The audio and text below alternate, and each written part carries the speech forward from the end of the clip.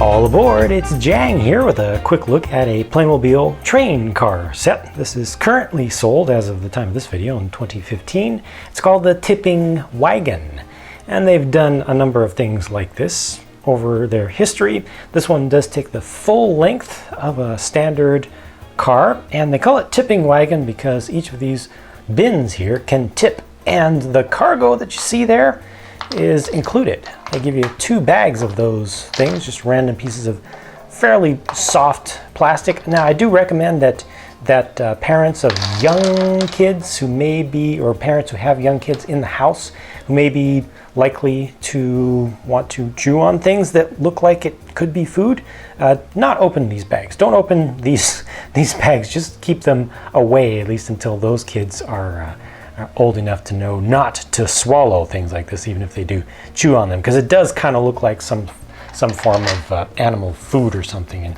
curiosity could definitely get the better of some little kids. I'm sure it's not going to cause any real harm or anything, but it's probably not the best thing to have around smaller kids.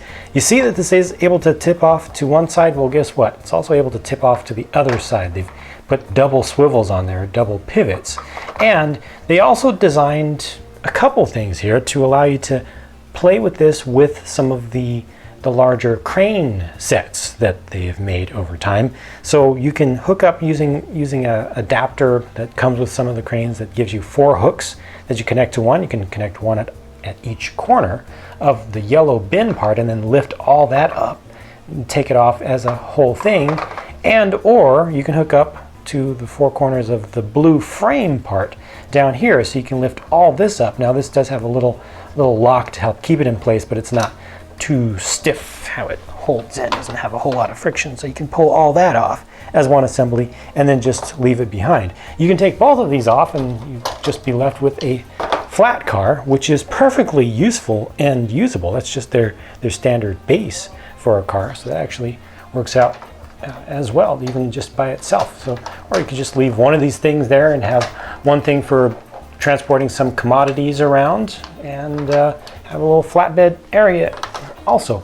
Now, you don't have to use the cargo that's included here. You know, these are just large plastic buckets basically, so you can put anything inside of there. You can even put fluids in there, although I strongly recommend against that, because you don't want to spill it out around the electric trains and such. But that's just it. Just another type of freight car to put on my tracks. And it looks like I accidentally pulled off this end, the whole top of this thing. I'll have to fix that. Dang it. Okay, there we go. Now we're all good. Yeah, just one more car to put on the layout. A nice one to have, useful and configurable. You can do different stuff with it. So that's just it for my quick look at this one single Tipping Wagon car. Thank you for watching, and I'll talk to you again soon.